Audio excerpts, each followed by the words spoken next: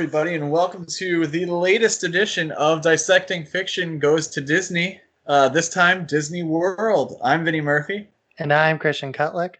And we will be joining Family Matters, the hit 90s sitcom, on their trip to Disney World this time. Originally airing in two parts starting on April 28th, 1995. This is two episodes called We're Going to Disney World, Shock, comprised of episodes 22 and 23 of season 6. Writer on this, Jim Geoghegan on episode 1, very frequent writer on the show and producer. Fred Fox Jr. on episode 2. Sounds like a writer's room to me. I think, since they both have writer and producer credits. Richard Correll directing, prolific television director. Also, I believe, a creator on The Sweet Life of Zack and Cody. He would direct 86 of 215 episodes of Family Matters. So the man likes to work. I mean, hey, working on a sitcom has to be like kind of a dream job in the 90s, right? Like that's the rest of your life right there.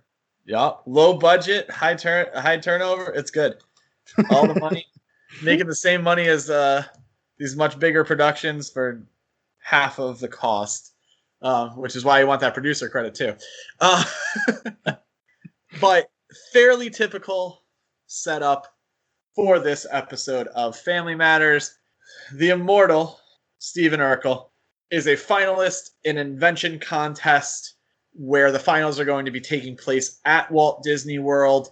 Not unlike Uncle Jesse's gig at Disney World, a fairly common setup for the series, especially at this point, where Steve Urkel really is the focus of most of the action. He is able to take the entire Winslow family, not to mention Eddie's best friend Waldo Geraldo Faldo, along with him to Disney World.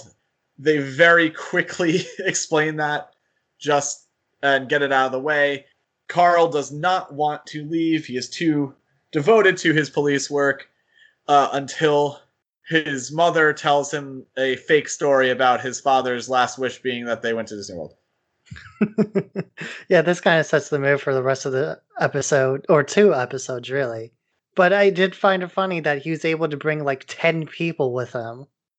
Yeah, but he doesn't fly them down because Eddie and Waldo decide to drive down to save money, which is another plot in this. I would say your A plot on this is going to be Steve in the contest because of what eventually occurs.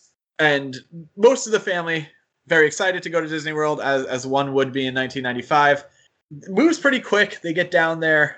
And what I think is actually the funniest thing in both episodes is Carl like immediately becoming obsessed with Disney World.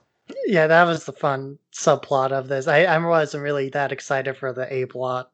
It felt very long, to be frank. Yeah, it is, and it's strange. It's a little stiff. It's a little like the scenes are just, they drag. Something else to mention before we get further into this plot is Myra, Steve Urkel's girlfriend, unable to come on the trip, at least initially. Much of that first episode, as with a lot of them, takes place in the resorts and the Magic Kingdom. Fort Wilderness Lodge being the resort they stay in this couple of episodes. Beautiful hotel, high ceilings, looks really good on camera.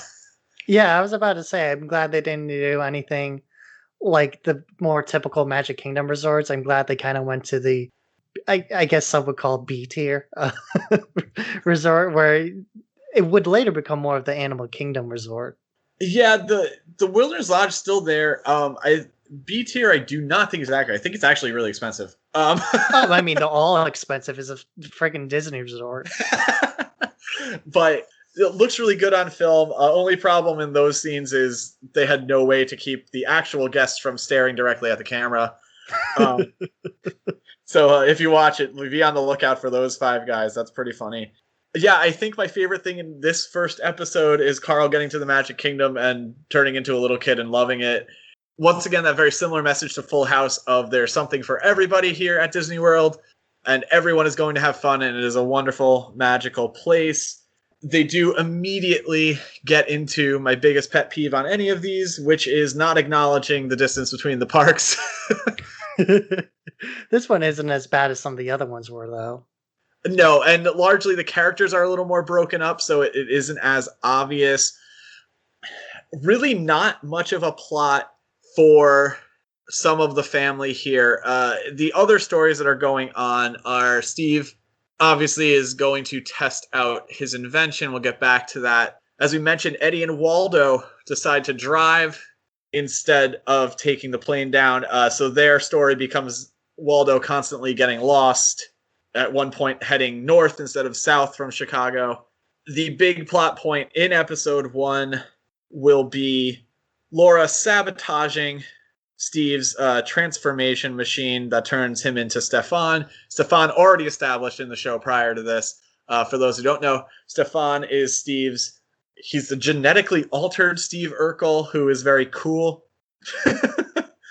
I mean, I appreciate how goofy Family Matters is, compared to something to Full House, which is very, normal. Family Matters is really off the wall with some of its plots. Yeah, and Family Matters, the one thing, I had mentioned that you see in the lodge, people staring as they're shooting. Family Matters doesn't really have any excuse for anyone to care who these people are, so it sticks out a little bit more. Family Matters also doesn't quite distribute the plot as well as Full House did. No.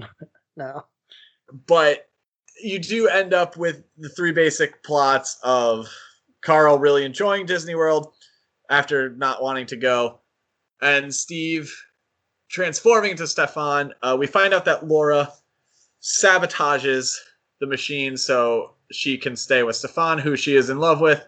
That leads to this really bizarre storyline because Stefan and Steve are not supposed to be the same person. They're supposed to be genetically different human beings. And Myra has a vision in her sleep and realizes that something's wrong with Steve and comes down to Disney World slightly after Stefan has proposed to Laura, who said yes. Yeah, the actor for Stefan, pretty terrible. Just gonna say. Not his fault. Well, I guess it is his fault, but I could not get past this guy's acting. Normally I'm very fine with it. I watched Full House and everyone's acting in that is really stiff. But this guy, he is he's really wooden. Well, I mean, he's used to playing Urkel. He's probably trying to balance it, Oh yeah, the complicated world of Urkel. But that's really where episode 1 ends. We go into episode 2.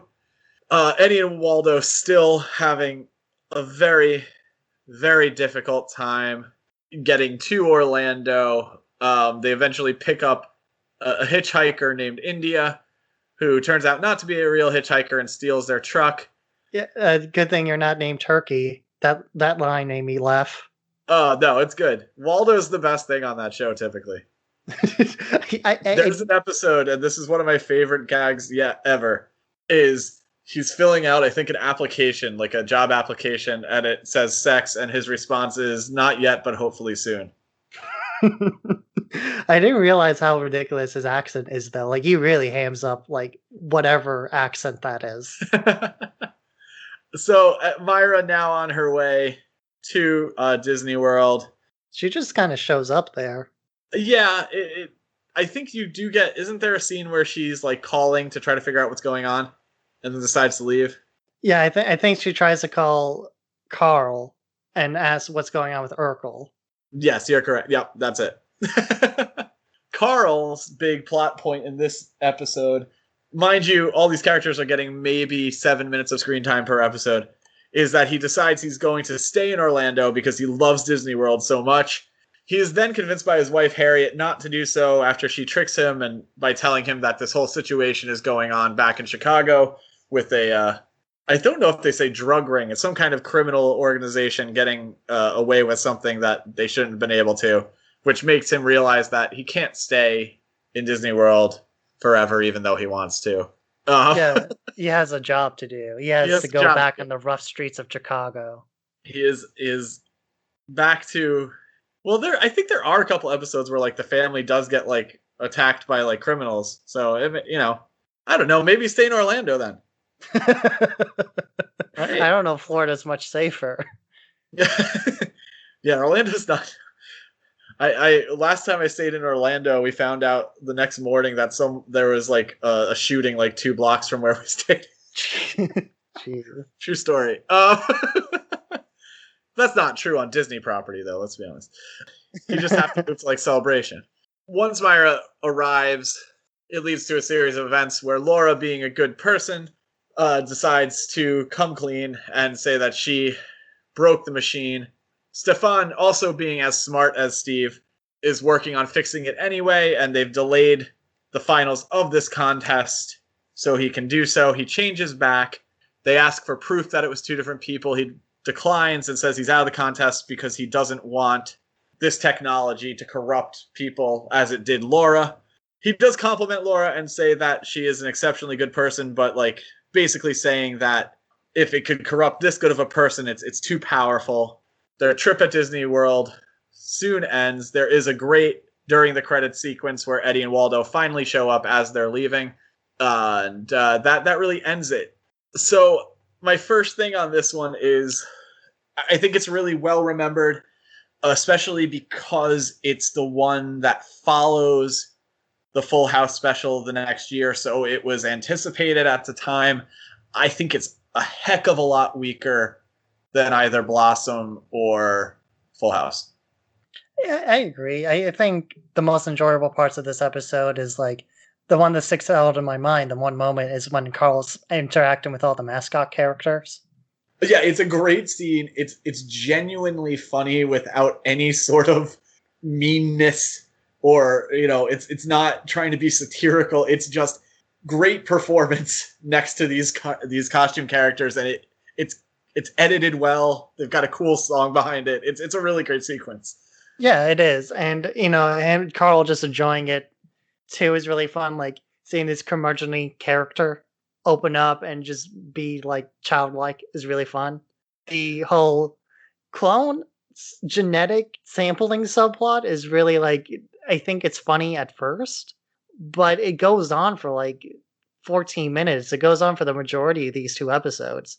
And it's not really anything funny or interesting happening. They're just kind of walking around the resort and looking at all the pretty sights. Yeah, I completely agree. It's 2 and then later 3 characters talking without many gags for long periods of time. It really is not all that interesting.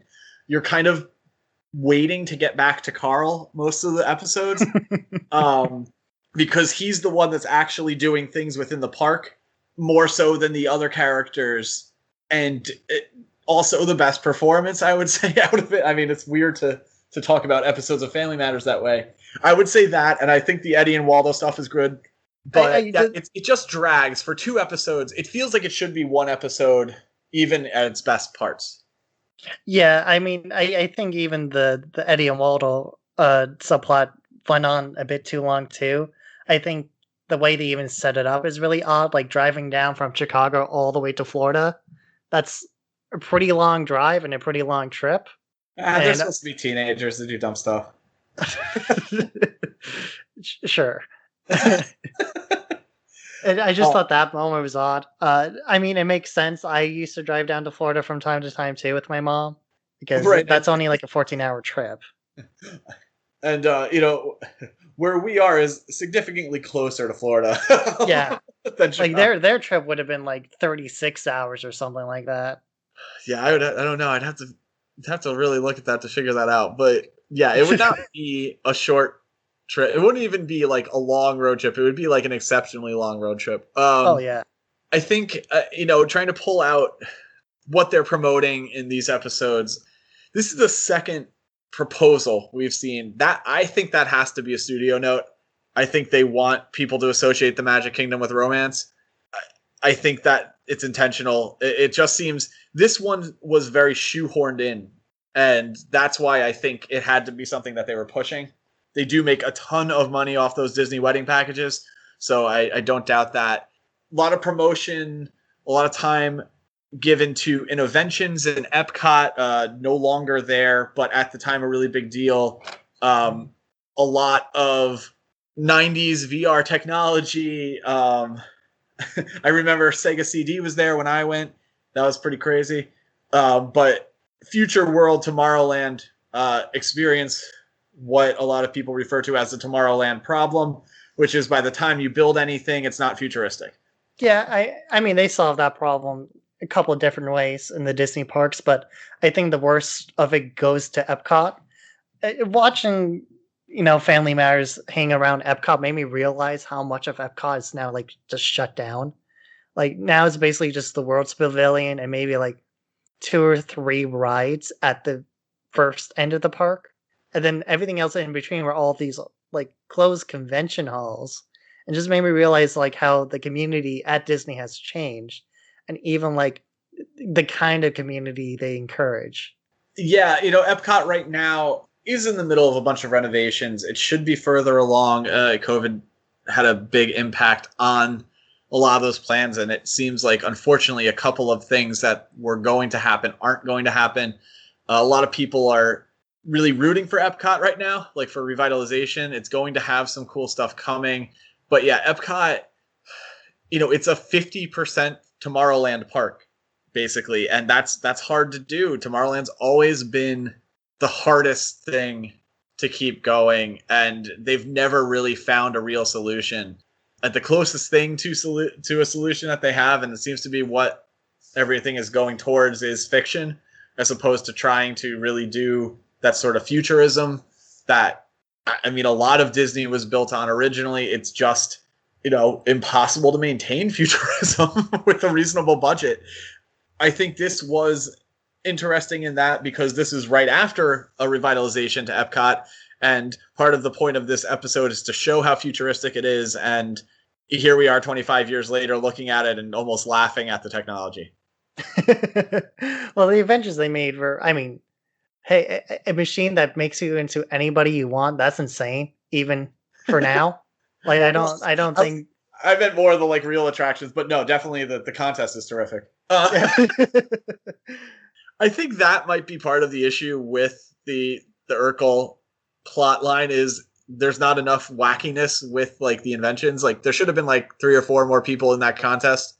Yeah, I agree because the only wacky thing was like the guy with the suitcase that turns into a car.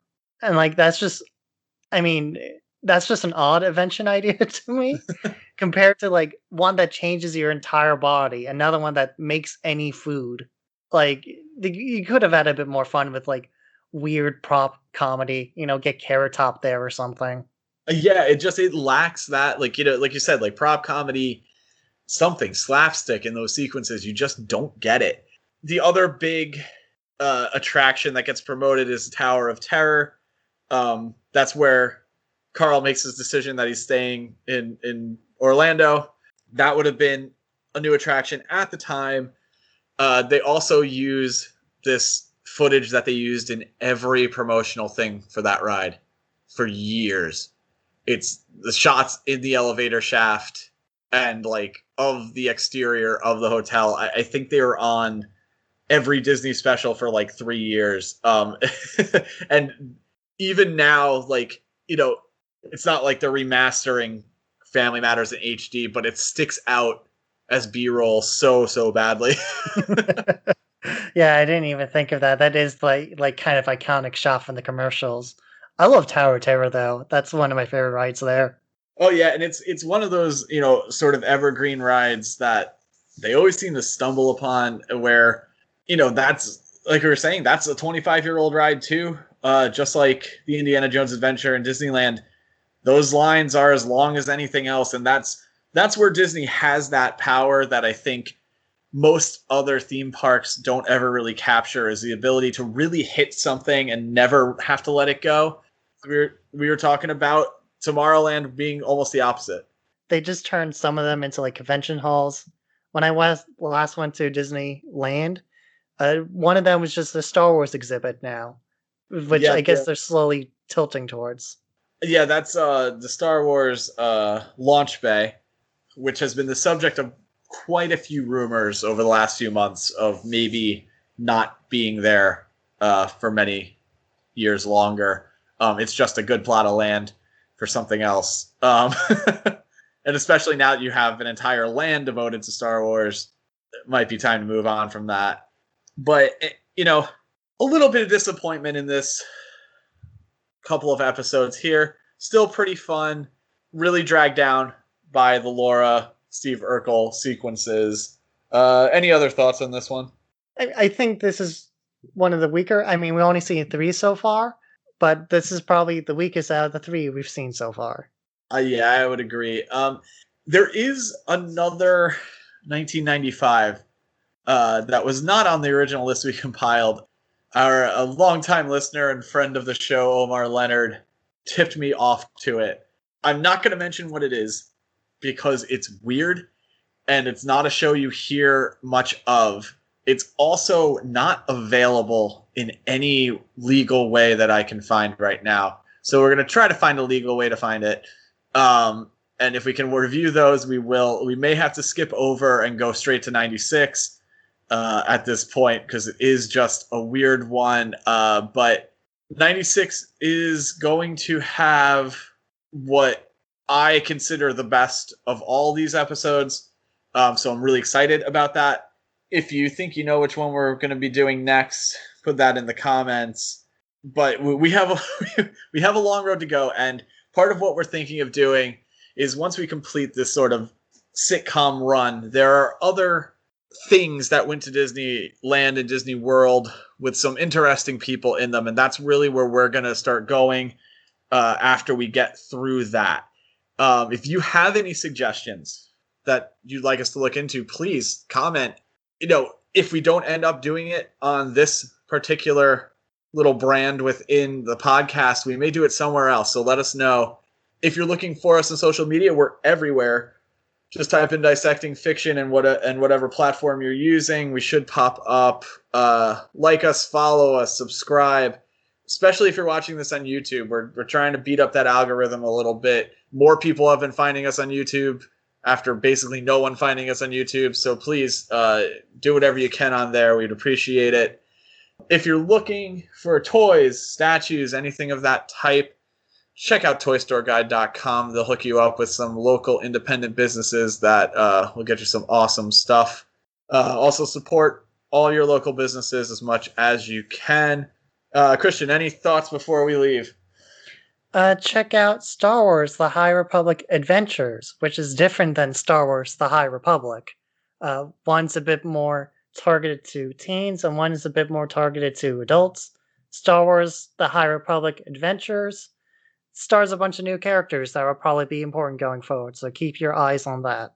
Yeah, and Star Wars comics just blowing up, so you might as well just want to buy one now so you can get a car later or something. Outside of that, I don't really have anything, so I'm Vinny Murphy. And I'm Christian Kotlik. Thanks for listening.